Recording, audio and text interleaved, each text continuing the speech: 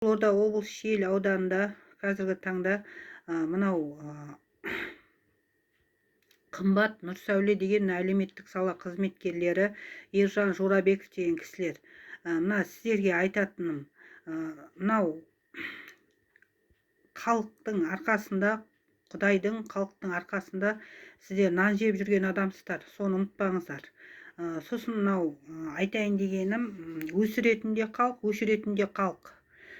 Мынау біраз адамдарға осындай психологқа бар, түрмеге бар деп осындай қағаз туырлапсыздар. Мынау мектептердің завучтеріне де айтатын, мына тәрбие завучтарына да. Біраз адамға мынау қағаз толтырып, шашал десе бас алып, мына осындай әрекеттерге барған екенсіздер. Енді айтайын дегенім, мынау халықты өштестіре берудің қажеті жоқ.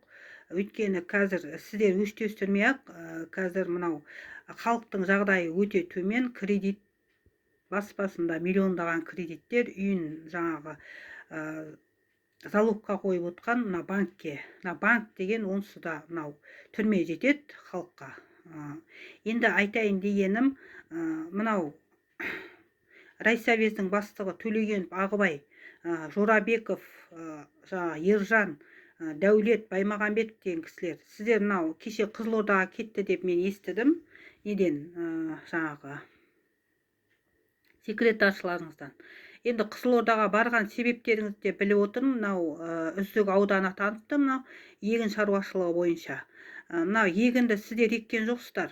Мынау еккен мынау қара жұмысшылар, комбайнерлар, мынау жаңағы жеке қожалықтарда жеке қожалық басшылары да өздері маңдай терін төгіп оны неғылмайды ғой, таппайды ғой, тек енді келісім шартын барлығын дайындайды құжат бойынша.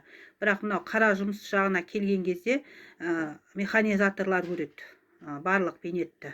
Енді айтайын дегенім, мынау сіздер бір бидай, бір күріш еккен жоқсыздар.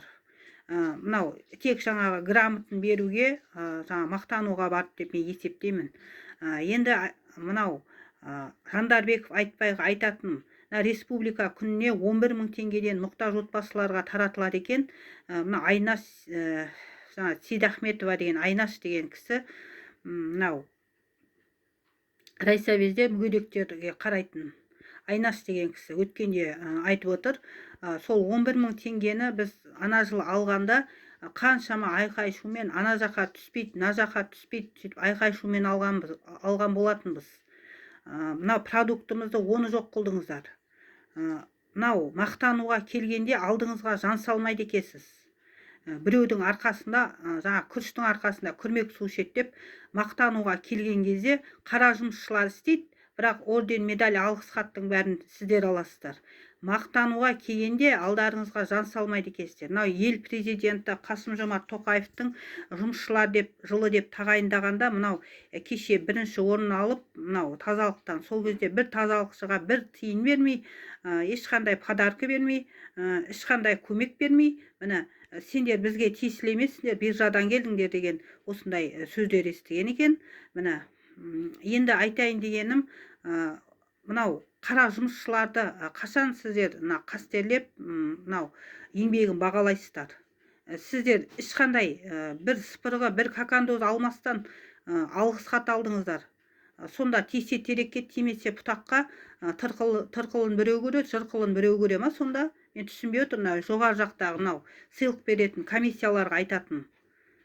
Сіздер мынау Қызылорда облыс Шиелі ауданында мынау республика бойынша кім жұмыс істеп жатыр, кім жаңағы мүгедектерге көмек бермей жатыр, осал топқа көмек бермей жатыр. Осы мәселені сіздер мынау бағдарлап беріп жатсыздар ма? Алғыс хат, орден дегенді, құрметті азамат атағын. Мынау іші бүтін, сырты түтін кісілерге жаңағы беріп жатсыздар ма әлде? Сырты жаңағы бүтін, іші түтін. Ашумен қате айтыппын ғой. Сырты бүтін, іші түтін кісілер. Міне қазақта осындай сөз бар.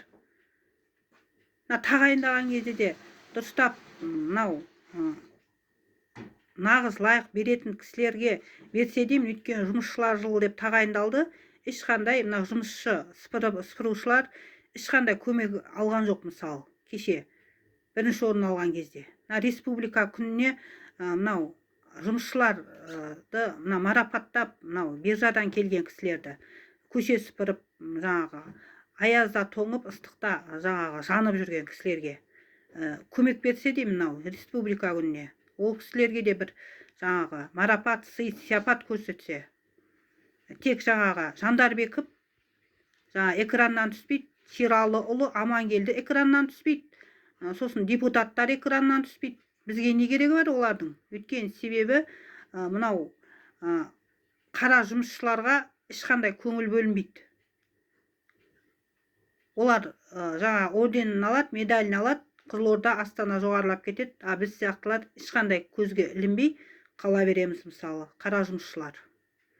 Осы қара жұмысшылардың да мына еңбегін бағаласа деймін, мынау жоғарыда отқан сыйлық беретін жаңағы комиссия төрағаларына айтатын. Мынау спискілерін беріп, фамилияларын жазып жоғарыға. Фамилиясы түспегесін, конечно, бір Жандарбеков көрінеді көздеріне, Шералыұлы көрінеді, болды. Дәулеткүл Назарбаева көрінеді, бір-біріне алғыс хат сыйлайды. Сонда бізге не пайда одан? Анау қазақта терме бар ғой, шыққан күнне не пайда, жылуы оның болмаса деген, сол сияқты. Бізге Жандарбеков деген, Шералыұлы Амангелді деген кісілердің не керегі бар оның орден алған, бізге қызықтырмайды. Біз оны телевизордан көргіміз де келмейді олардың түрлерін. Осы мәселені қолға алып,